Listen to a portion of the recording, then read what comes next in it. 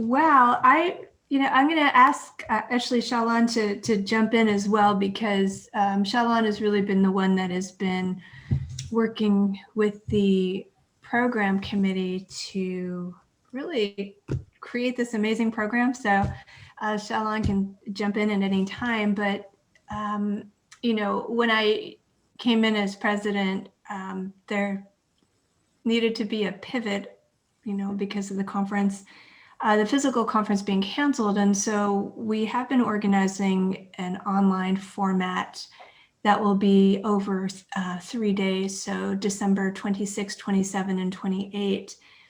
And we have 2 keynotes now, one in the beginning, one in the end, and sandwiched in between all of that are different concurrent workshops and our standard paper proposals. So looking forward to that. And Hsiao-Lan, just please fill in any details. Yeah, so because we are moving online and we understand that Zoom fatigue is very real. And so we made the decision to shorten the overall program because, in the past, usually it's several days long. And we make it shorter, just 2.5 days basically. And that will include 4 paper sessions and 4 sessions for workshops. And the workshops will be concurrent. I think 3 workshops at a time. And for each paper section, we are going to have 4 papers. We're still finalizing the papers because some of the presenters just never got back to me. I'm still waiting for confirmation from 2 or 3 of them. And so it's 16 papers in the paper sessions and 1 keynote at the beginning, 1 keynote at the end, and 12 workshops. And we want to honor that it's supposed to be a Malaysia conference, even though it's now not really physically in Malaysia. So we're using the Malaysia time, which means that most people in nearby region can probably make it to all sessions. And for people in Americas, they will only be able to make it to the morning sessions of the Malaysia time, and the people in Europe or West Asia would only be able to make it in the afternoon. But we figure that's a reasonable arrangement because it's supposed to be a Malaysian conference. And for people in Australia, I think you can make it to all sessions, except in the last workshop may be a little bit late in your time, but not too late. It's still in the evening range. Thank you. Talking about the conference, I think the keynote speaker is Dr. Malia Wong. Is that right? The beginning keynote is Dr. Malia Wong, sister Malia Wong, and the ending keynote is Hema Gunatilaki from Sri Lanka. And are you looking for any academic papers, or do you think you're fine for that? We actually have to reject a lot of submissions because we can only accommodate 16 papers. So we're accepting only maybe 1/4 of all, 1/3 of all. Right. Okay. So there'll be eight papers on the 26th and 8 on the 27th, sort of thing. No, it's 4 on the 26th, 8 on 27, and 4 on 28. Oh, terrific. Okay, so Sharon, can you just tell us a little bit about yourself and your involvement with Buddhism and Sakyadhita up to this point? Sure, I can try to give a quick summary. Gosh, I would say my entry into the study of Buddhism really began quite young, as a teenager, full of teenage suffering. But I began to actually study Buddhism proper with my first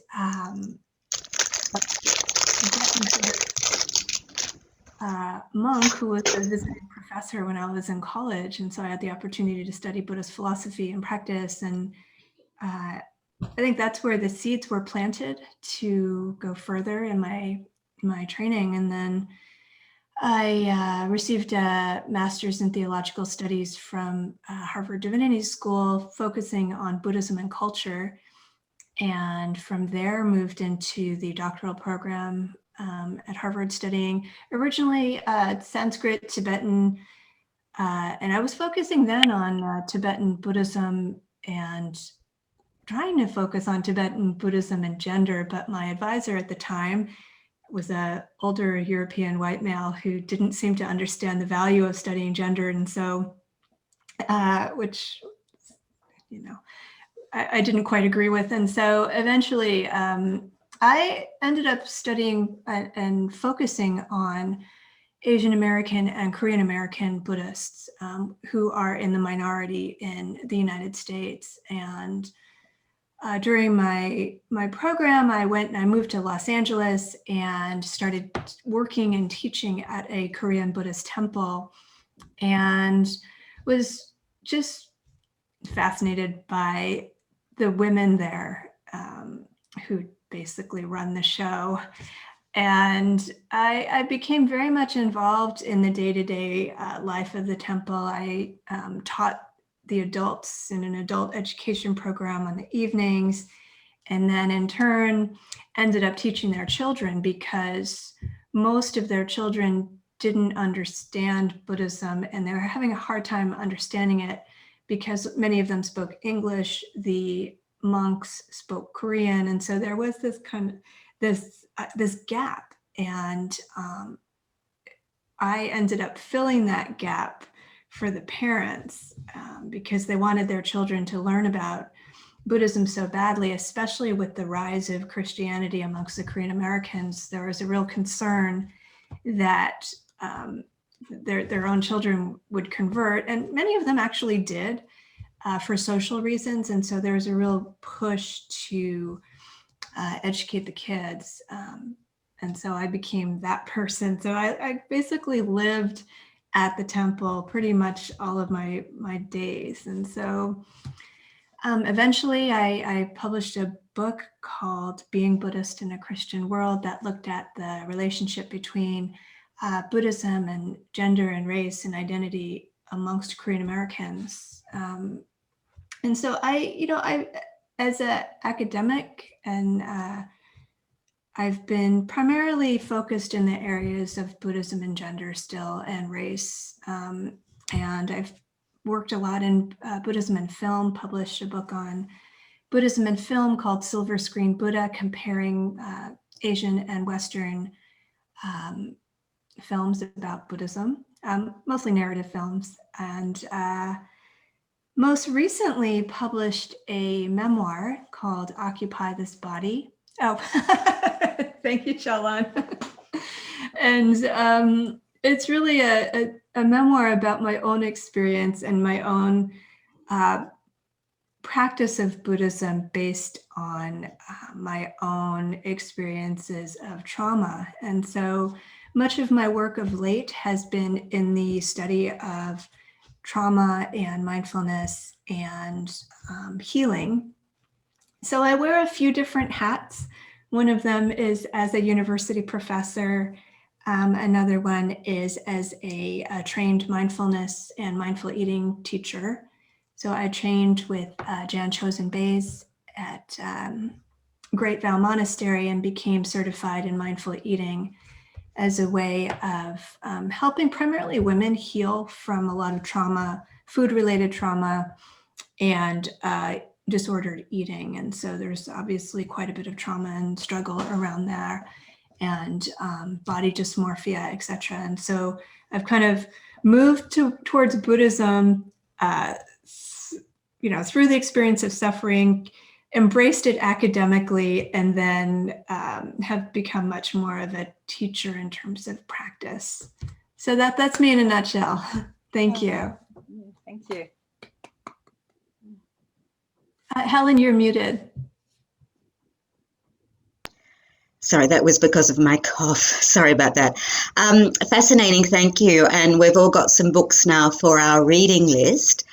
So what about your involvement with Sakyadhita? I understand that you go back a while. You know, I would say Sakyadhita actually was more of a support for me before I ever did anything in return for Sakyadhita, in the sense that all the publications and everything that was written about Buddhism and women really was coming from Sakyadhita in the 90s. And so that was really pivotal for me. I actually did not attend my first Sakyadhita meeting until I think 2000. And it was in the US, in California, maybe even after 2000. And I don't know if any of you were there. Hsiao-Lan, were you there? Okay, it was in Southern California. So I attended that conference, and then in, I believe it was 2004, Venerable Lekshe had invited me to keynote the Sakyadhita conference in Malaysia. And so in 2006, okay. Those were also in the child rearing years, in the thick of it, so I barely remember any of the dates. So yes, I remember flying very quickly to Malaysia and turning right back around. I didn't have a lot of time to spend, but so I keynoted that conference, and through a very just unusual series of odd events, it was very hard for me to get to Asia after that. And so the one time I was planning to go, then I had, my father died. So it just was a long series of trying to and wanting to, and then not being able to. And so I had kept in touch with Venerable Lekshe, and really she had reached out to me and asked me if I would consider a nomination to serve as president. And, I have always had such great admiration for her. So how could I say no? Right. So, yeah. So I haven't been the most consistent participant in the live conferences, much to my own dismay, but I'm here now and ready. So I'm quite excited by it all. And, it wasn't something that I was planning for, but now that it's here, I'm really excited. And, taking my time, actually getting to know all the folks on the new executive committee, and also reaching out to the various regional Sakyadhita chapters. Sakyadhita Australia, you look very vibrant, very organized. It's very exciting to see. So I'm here, in the first year of my presidency, I'm here really not to create anything new per se, but more to learn the lay of the land first and get to know people first and see, what various groups are looking for and interested in. And so I also did not want to do this without the great support of Hsiao-Lan. So I think that's a nice segue into Yes. Hsiao-Lan's work. So thank you, Sharon. That's all fascinating. So Hsiao-Lan, how about you, your involvement with Buddhism and with Sakyadhita?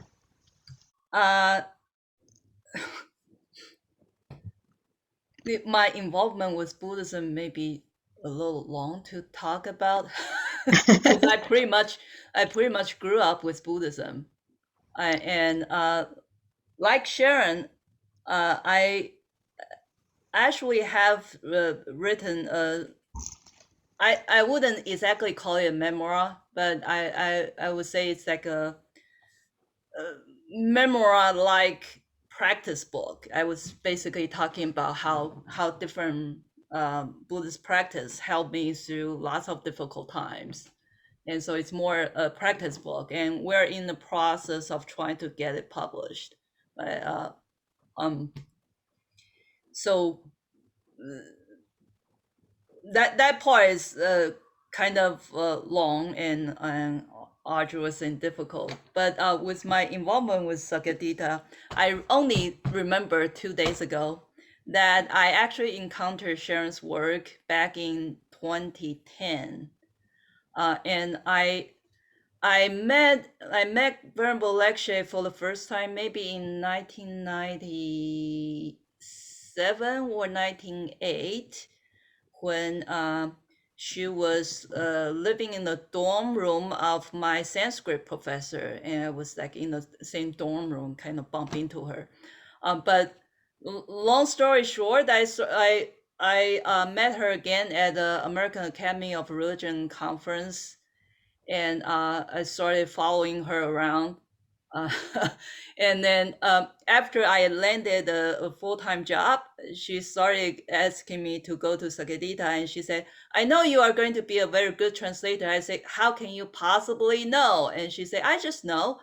And so I was given the text to translate this volume. That's basically the anthology of the Malaysian conference last time. And the first chapter, because Sharon was the keynote in that conference, so the first chapter was Sharon's article, and so I suddenly remember 2 days ago I had a long connection with Sharon. Yeah, so my involvement with Sakyadhita started with lots of translation work. I the first time I got dragged into the translation booth was the Vietnam conference, so the 11th conference. And ever since, I've been doing lots of both oral interpretation and written translation, and pretty much whatever Venerable Lecce told me to do. So sometimes I was like organizing chantings from different groups, and I may be hauling water or lunch or or moving tables, or pasting over the wall different workshops. And at one point I was like, I have done so much and I don't really have that much time to do this anymore. I was actually about to withdraw from Sakyadhita, and then Sharon said, "Hey, I will only run for president if you're my vice president." I was like, okay. So that's how I end up here.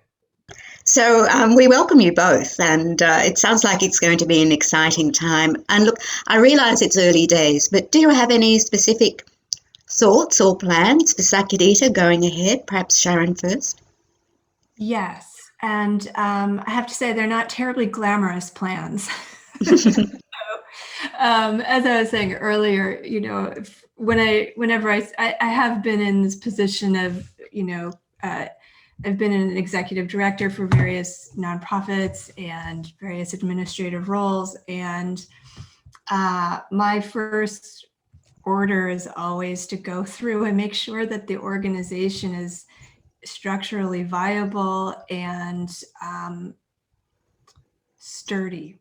And so with Sakyadhita right now, I've been reviewing with the executive committee the bylaws, because it's a practice that's not glamorous at all, but it's one that's really important for the long-term success and the longevity of the organization. So the unglamorous work has been to make sure that we are in compliance with the bylaws so that we remain financially and legally stable, so that we can continue to do the great work. And so that has actually been my main focus for the moment. And part of that also includes populating the board of directors for Sakyadhita International. And so this is something that we haven't quite done yet. I believe people in various regional Sakyadhitas come together at the conferences, and then after the conference is over, there's various meetings and whatnot. So what I am looking to do with the executive committee is actually to make a formal, create and populate a formal board of directors that meets far more regularly so that we have more of an international presence outside of the conferences, because there's a lot of time that passes, and so many great things being done in so many different locations. And right now, much of Sakyadhita's institutional history and structural detail and information, all of that important work resides in Venerable Lekshe's expansive mind. And so I am looking to get a lot of those things documented and written down, because this is what will sustain us towards the future. And so, unglamorous though it is, I am definitely interested in infrastructure first and reaching out to various regional organizations to get a sense of who everybody is and to get us together.